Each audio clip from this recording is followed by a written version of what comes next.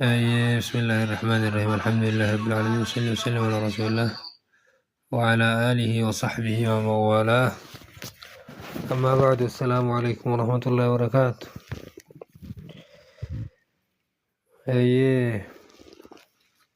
kabajamtoota ummata islaamaa namni har'a dachii kanarra socho'u jirtu namni salaama si gaafatu haqa godhattu martu assalaamu alaikum warahmatullahi wabarakaatu. Kanatti aansuudhaan namni sadarkaa duraati irratti jiru duniyaa kana keessatti namni duniyaa tanarra deemu kun asin taa'uu waan jedhu kana beekuun dirqama isaati. Eenyumaa ta'e immoo namni jiru namni wanni an jechuu barbaadu dhugarra deemuun gaarii na fakkaata. Waan fedhe abbama feetee garma feetee de waan feete iyyuu ilaalcha isaa dha'ullee barbaadii qeeqilleedha. Dhugarra osoo dhaabattee gaarii. Sa'aati irraa kijibni umrii hin qabu. Kijiba umrii dheeraa hin qabne kijibdee waan itti salphattuuf illee immoo hin jiru. Walumaa galatti namni dhugarra hin jirre kijibarra jiraa immoo achumaan akka hin dagan. Kanaaf mata dureen gabaabduu wayii waan baambaa ahlus sunnati wal jamaa'a suufiyyaa takka aqiidan si dhugarratti ijaaramte moo sun bu'uurri isii maali laata? Eessaa kaate? Namni waan deemuun qulqulluu harkaa qabu ragaan isaallee qulqulluu ta'uu qaba. Yoo inni harkaa hin qabne qulqulluu hin ta'in ragaan inni fidetullee qulqulluu ta'uu hin danda'u. Dhugaa isii mul'isuuf kijibaan osoo hin ta'in dhugaani.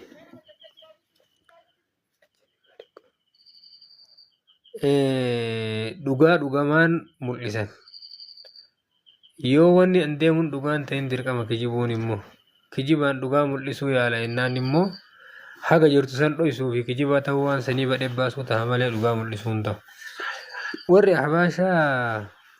akkuma jirutti garguddaan isaanii aqiidan isaanii mabniyyatun ala alkadhibi wazzuuri walbuhtaan. Kijiba irratti ijaaramte kijibaan kaati. Namni ilaalchaan basanii qabu asirratti akka tasaa jiru yoo jiraate dhiyaatullee nima danda'a. Waan jirullee immoo akka dhugaan ta'in irraa deebisuu nima danda'a. Kulleen kutuba suufiyyaadhaa wanni jarri yaatun hedduun isaa kitaabbiin koppiiti. Koppii gootee yaatiin kitaaba. Yoo akka tasaa kitaaba qulqulluu ulamaa'in lafaa qabaatte yookaan gara duraa irraa kuttee yookaan gara duubaa kana kuttee waan xiqqishii wayii keessaa as fuutee san nama dura qabdi. Namni ilaalu immoo edaa namichi mabadaa'e rabbi sodaadha. An buddeena kana nyaadha buddeenni si haa bu'u du'aayi buddeena tana barbaadennaan buddeenni si haa bu'u akkanattuu namni hin jedha cinqaa qabuun qabu wanni kijibanii tabiraat irratti tabiraa fi fe'aniif hin jiru. Ulamaa islaamaa eeggadha. Nu ahlus sunnati wal jamaa'a meeta suufiyyaa birumaan bis achuma dhaabna. Wanni har'a nu irra jirruu fi wanni nu har'a ragaaf dhiyeeffannu qur'aana rabbiiti hadiisa rasuula rabbii sallallahu alaihi wasallam sahiha sunuu calaa fahmi salafi saalih. Akka ulamaa'in amma dura dabran min as-sahaabati wattaabiciina wataabiciihim akka ambituun fahmtetti fahmi isaaniitirra dhaabannee qur'aanaaf hadiisallee ragaaf dhiyeeffannaan bara. Namni oluma bahee wallaahi billaahi ragaan ta'u akkasii miti sa'aatii mana murtiitti wanni ragaaf si dhiyeeffatanii wallaahi billaahi akkanaan hin danda'amu. Wallaahi billaahi maal gootaadha itaamma eeggatuu qabdaa yoo dhate akkanuma olma kaatee wallaahi billaahi matti akkanuma. Wallaahi billaahi wahabiyyaan jallattu jechuu osoo hin ta'in nyambitu hin jallattuudha ragaan kana jechuu si gaafata. Wallaahi billaahi hin dalagu. Baaba yamiinatii miti baaba shahaadaati. Eenyu nu kakadhu hin jedhe kakkuuf eenyu sitti ajaba. Kanaaf walii galatti inni jechuu barbaadu asirratti namoonni tokko waa haasaa sarara masmara kanarra dhufee waa jedha wanni jettu sun qabatama tahataanan والله بالله سنتهين أمبي يوكان الرئيس وهابية وهابيان أكسين جتني جيجوه وهابيان بكا كاناتي وانا كاناتي ركو دوغنغور أكنا قبل آيات أكنات واني كن دوغنغور يجوه حديث رسول ربي صلى الله عليه وسلم أكنا فأتو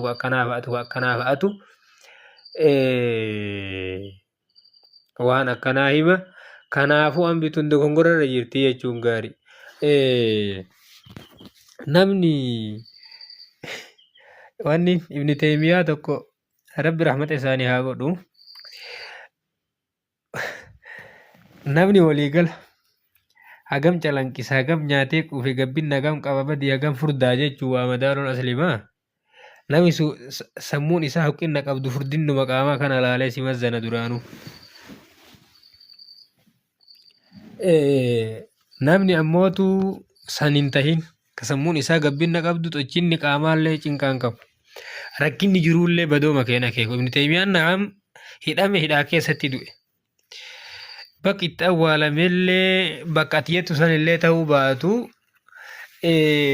akka atiyettu baddutti awwaalame moo akka atiyettu gaarii eenyu fa'aatu waliin awwaalame waan jedhu sanirra dhufna haasawa dheerallee irratti hin barbaadu inshaallah duree qulqullumaan dholee dhufna namni irratti dhiyaatee hiwaara barbaadullee jiraanna rakkoon qabu inshaallah waliin jirra jedhee abdii qabe warbi fedhe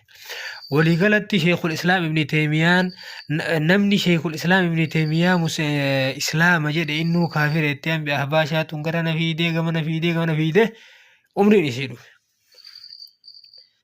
كان نمني ولي حاسوين الله جرا في أسئلة الله سوف قبير إن شاء الله شيخ الإسلام ابن تيمية من علماء الإسلام ومن أئمة الإسلام وهو شيخ الإسلام بلا شك اتدوك بشان شيخ إسلاماتي ورّي صوفيان نو كران كنا كرا الحافظ ابن حجر الأسقلاني أكسم موت علماء أصدر دبران كان همني علماء مذهب عقيدة أشاعرة ترتوران كان همني بكانوا مذهب إساني ترجر واتك كنون كرا الحافظ ابن حجر رحمه الله وهو من علماء الإسلام نما قد أدبس قبس نما ربي علمي ساكن إخلاصي ساكنس أسر الدبي على لوان واني فإنه كان اللهم صل على محمد عثيمين ابن عثيمين واه ابن حجر لما نرت الهيتمي وابن حجر الأسقلاني رت الناس هنا الرب سمو فارسمو مال جدي بلا تفر داري ولقلت أم بتنقوتون أحباشا الصوفية برت ورق قبوريوتا كنيجو ورق رايك أبري برانقين تشويش دبي جاركان ما إنهون أكمل نمني أدب مدعايتي في أدب نمني نما قد بيا دنيا خنا ردي منابر دقه لا فديته وإرام فود عبادان أكاتك أبدي كيف زمانا يرودان أكاتا إدلغنين با إن لكوفساتين وكمو كيست عبادا أكاتا نبي ربي صلى الله عليه وسلم ردي مرتي ونديمين لا تقبل tokko lammaffirratti wannan jiddumaanisanii jechuu barbaadu wanni abbaa bakrii radiyallahu anhu ardaa jannata osoo inni duniyaa jiru akka jannata isaa ragaa bahan taasise si hoo jannata seensuu hin danda'u wanni Umar fa'a Usmaan fa'a ashratal mubasharaa fi warroota isaan malee jiru namoota gara 70tti dhiyaatu osoo jarri duniyaa jirtu akka rasuul rabbi sallallahu alaihi wasallam isaanii jannata ragaa baan taa'e sun sin danda'u ati sun sin ta'u isa yoo dalayde jannata seente maaltu sirraa badama siddiqqaata ka jarri dalayde sun immoo isa fixxeet itti uftuffatte sigaa أولم يكفهم أن أنزلنا عليك الكتاب يتلى عليهم إن في ذلك لرحمة وذكرى يا رب سبحانه وتعالى سورة عنكبوت الألد كناف ولما قالت نمني ججو أكاتا عبادة إقدو قبا ولما قال بتطوري جيرت يودي شيخ الإسلام ابن تيمية حرق نمن إسان إسلام جد كافرة نمن إسان كافر سيسينو كافرة جتن كن يوكا جتني أفان إسان قوتو أتش ديمتي تقي الدين السبكين فان حافظ ابن حجر فان أبا فتح الباري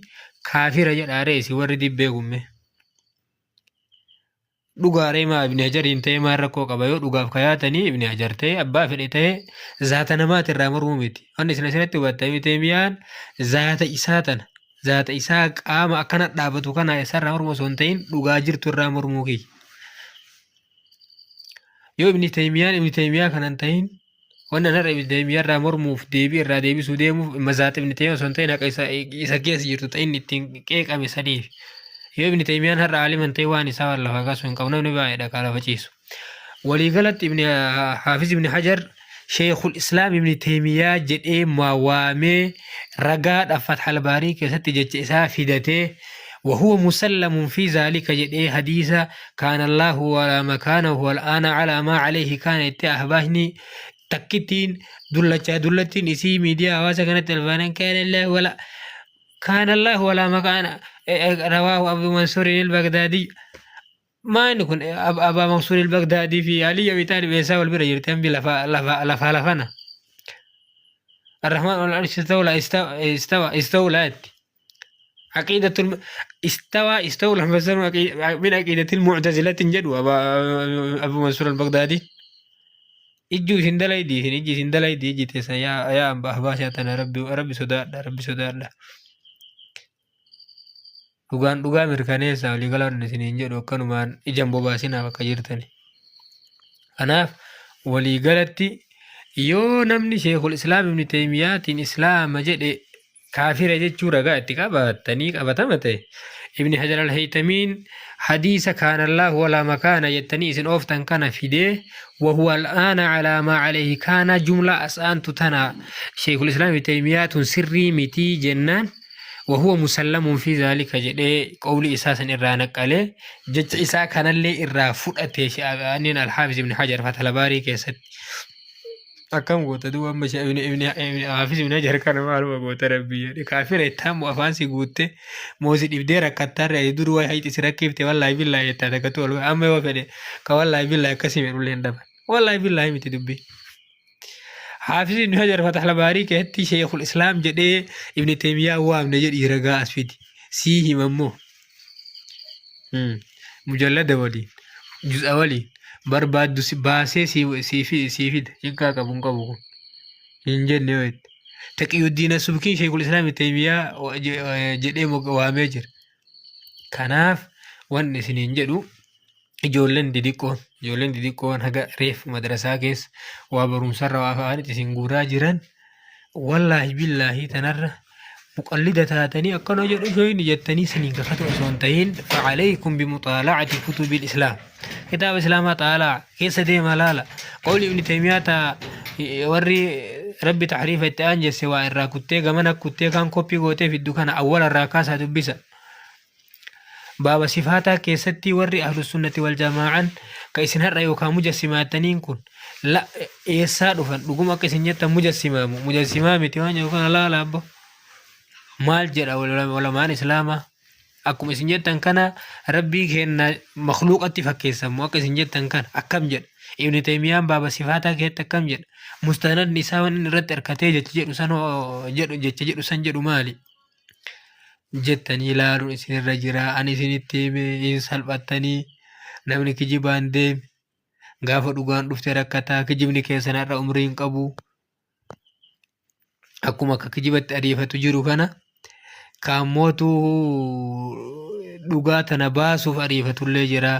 ani isinitti himeetiniin jira akka nasihaatti keessatti warra dirra gad aanu jiru kana dirra ijoollummaarra reef waa barumsarra jiru kana guddaallee isinitti aariin jiru garuu wannan isinidha gowwaan ta'ina jaarraa amma jirtan kana keessatti gowwaa ta'uun sirrii miti namni har'a dhukkuba waan dhibee waa wahii keessa jiru baasuuf sagaraa olii gad oofuuf jira har'a namni sagaram ajaa'u kan laalee dhibeen maal dhibamee jiru kun dhibeen isa kanaa maal jechuufu bar maaltu harkaa badee maal ta'e dibanni inni yoo itti garaa kana dhukkuba dhufe yoo itti haakimedha itti finjaan keellee olii gad oofanii ilaalanii kaan illee laalan wanni waan san laalaniif waa wasaka san asitti jedhamu osoo hin tahin dhibeetee tana keessan qulqulleeffatan kitaabni Teemiyaa jettanii akkasiin laaltan san akka akkas tahee fi maal irraa akka inni akkas tahe badii wanni inni jedhu ka isin badaa jettaniin sun maaltu ka'e jira waan jedhu laanuun sirraa dirqama. Rabbi sodaadha. Kanaaf wanni tokko badaadhanii isinitti himanii san qofa yoo jala deemtan sirriin tahuu maan jiraa bar. Sirriin ta'u kanaaf waan isinii jechuu barbaadu ijoolleen akka waliigalaatti waa ofirraa ilaala. Ibn Taymiyaan akkana jedha ofirraa xaalacaati sahiifaa inni irra jedhu san laala mujallada inni irra jedhu san fidaa jecha awwalarraa irraan kutinaa mata duree inni irraa haaseessan irraa fuudhaa gad dubbisaa haga faasilaa bakka jumlaan jechi walitti dhaabatu kun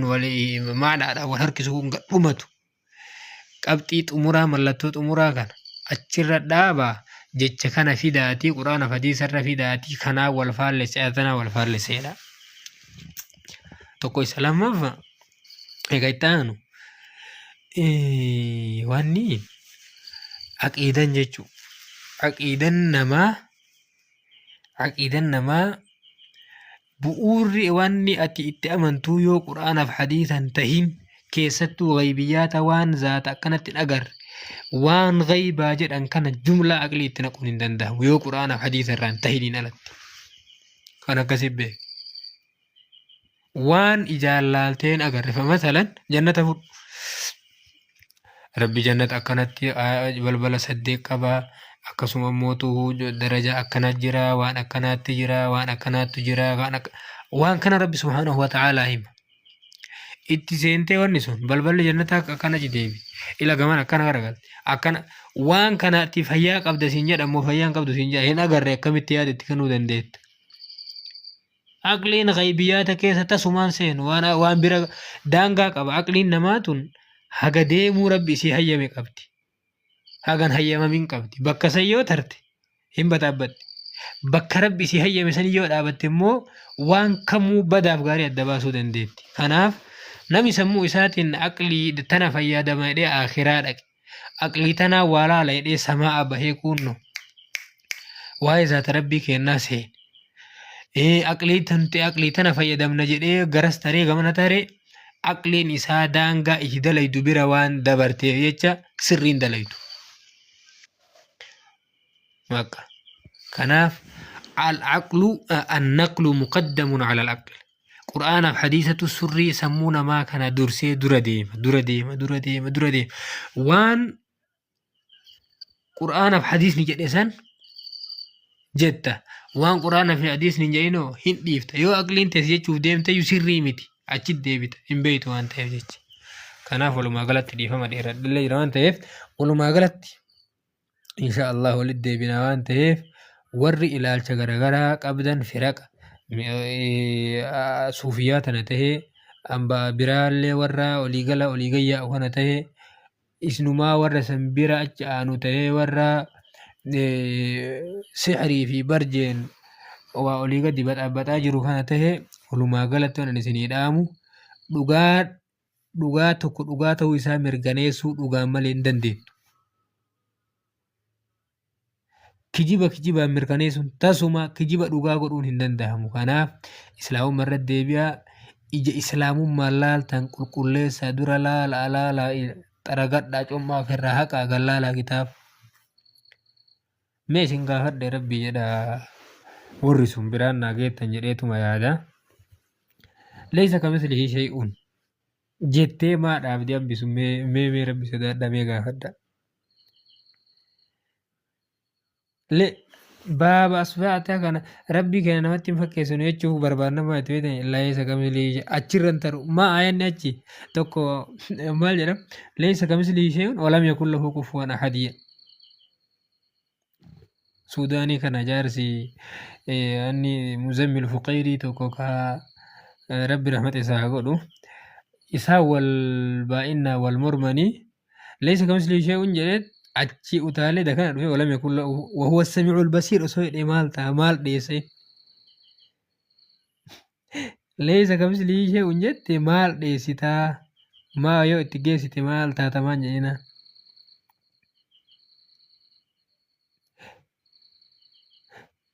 مال تا سوكا تسايتي قوتي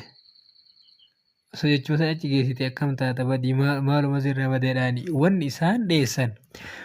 وهو السميع البصير قافا جد سيفتي سمعي في بصرة ربين كين هن أرق هن أقها جتشو أكيتي ونتو يو أكزد نمني اللي إن أرقى من جراني نيريهنو إيش ربي نمان اللي إن أرقى دان ربي اللي إن أرقى دان القرآن نمي اللي إن أرقى إيش نمون أرقى إن أرقى جتشو كان كيت ربي ولتين فكاتو قافتين أسي داك أرمتي همان akka makiinaa dhoqqee seentee qaxeetti waan kana diddii leessa kamsilii ishee'uun achirraa buttee deemti. Hin guutu jiru isiitiif isii rakkoo. Kanaaf walumaa galatti ijoolleen shabaab namni lafaa ol deemu kun sammuu tee tana baatteen deeminiini itti fayyadamuu dandahi waa madaali gingilchi. Maati hoolaadha kan namni haada sitti dhaatee osoo ati achitti achi jettu achii fuudhee asiin si deebi'uuf laaltee kun nan baasu jettee kanatti deebi'uun kun nan baasu jettee kanatti deebi'uu qabda. Maa mataa maasitti kenna rabbi maaliin maraattuu natti jirtaati. Maati maraattuu natti gortee maanni yoo sammuu kanatti hin fayyadame dirqama har'a bara har'a jirtu kanallee meeqa duraanii itti dhiisi gaafa waa dabaafatuu hin dandeenye gaafa qubee takka dubbisuun rakkoo kaabboota kennaa san achi itti dhiisi. Gaafa wanni inni dubbisullee afaan islaamummaa waliin qabanne ka yoo walillee qabate waan islaamummaa wal qabatu itti asin baafne gaafa maqaa irraa jijjiiranii nama maqaan Hasanii fi maqaan Muhammad eenyu fi eenyu jijjiiranii ati beeksanitti deedanii qubee muraasa barsiisan san qubee beeku saniinuu waan amantii isaatii wal qabatuun argannee rakkate ka dibbeetu mujala deemee boochisanii mukkuree dibbee itti dhaanii na Huseen wallaahi billaa jedhanii ni jeeqana Huseen jedhanii boohee namni kun boohee waan ta'u dhabee namni akkana siigoon waan akkanaatti jira maali ilma argattanii akkasii sobanii nama fayyaalessa kana akkasitti waan ta'e hin beeku maal ta'anii isaanii rabbii kiyya qofa beeka nan galchullee warri dhumee ganda akiraa jiru. Gaafa har'a jiru ka afaan feete waa dubbisuu dandeettu ka atuu mataan keetiif ka ambasaniituu garagara osoo waa laaltee adda baasuu dandeettu gaafa sammuu tee tana qullaa gootee waan siqqican qofa hin deemte gaafa hundi si keessa siqqican si keessaa dhumte akkam taata maa ittiin fayyadamne mataa waliigala Yuusufiin jala deemuu san jala deemuu ebaluun jala deemu osoo hin ta'in dhugaa hordofuuf mataa kee kana itti fayyadamutu si barbaachisa. Rabbi haasaa hedduu haasaa gurguddaa haasa'ee aqliin qabdanii wanni jedhuuf maanu ittiin fayyadamtanii jechuu baana Rabbi subhaanahu wa ta'aalaa. Kanaaf ijoolleen namni har'a lafaa dhuftan namni har'a waa dubbisuu dandeettu namni har'a waa caqafatuu dandeettu caqaftee awwala akira jecha kanaa waliif fiddee keessaa gingilfatuu dandeettu hin sobamin namni sitti hin taphatin ilaalcha kee namni hin dhahin. Keessattuu kallattii amba ahbaashaa kanaan kallattii uummata ahbaashaa kanaan wanni ati beeytuun ambituun si sobdee akkasittiin taphan. Maaduree takka takkaan osoo kaafne inshaallah sagantaa saniin qabu naan deemte malee akkanallee haasa'uun barbaanneef dhala. Inshaallah yoo rabbii jedhee walitti deebinee waliin haasoyna ulfaadhaa kabajamaa waa ofirraa laalaa. Waa qulqulleeffadhaa wayita waa jettan akka boriin isin saalfachiifne waan biraati miti. Bor akka ittiin saalfanne har'a ebalu akkana jedheettee jecha kana gaafa hordofanii akkasiin jedhu akkana jedhan akkam gootu. Kanaaf inshaallah mata dureelee yoo rabbi fedhe guyyaa ta'es ta'u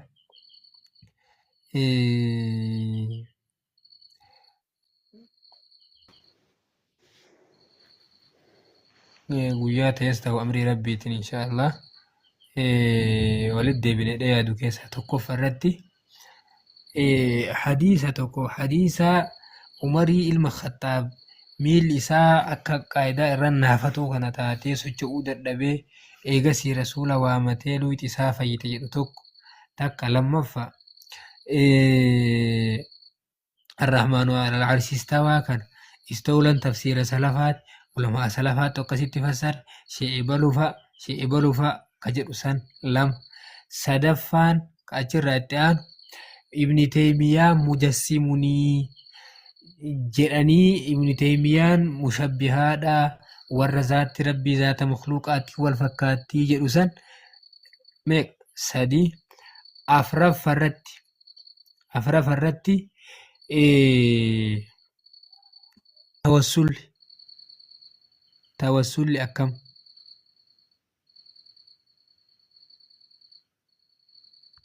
tawassulli akkam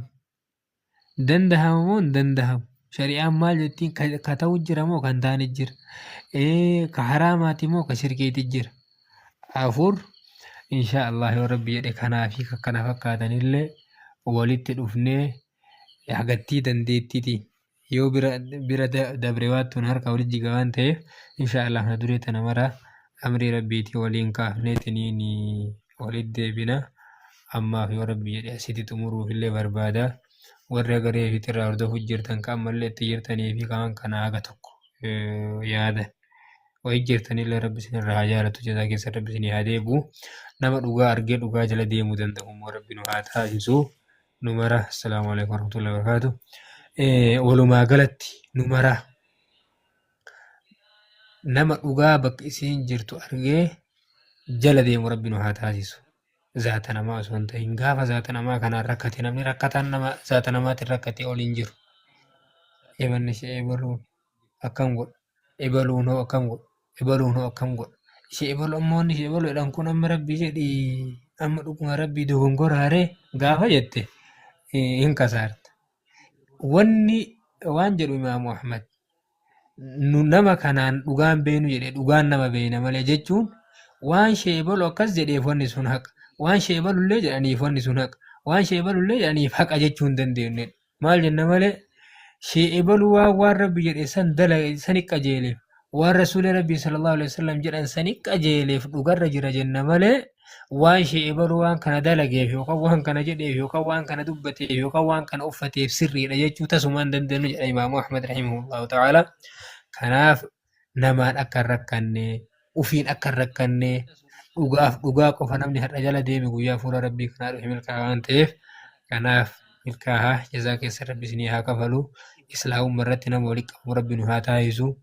sarara shufuruu sarara xixiqqaa waan hin taane haasa'uu waan hin taane qaaquu waan hin taane barreessuu irraa gabaabbatu nurraa gaarii harka kana kan qabne jira duniyaa tanarra namni harka kanaa carraa harka kanaa rabbi isaan qoodi ati har'a quba kanallee waa dalayta ka kana rabbi isa dhoorgatee dundumaa isa godhee isa uume tokko lamaan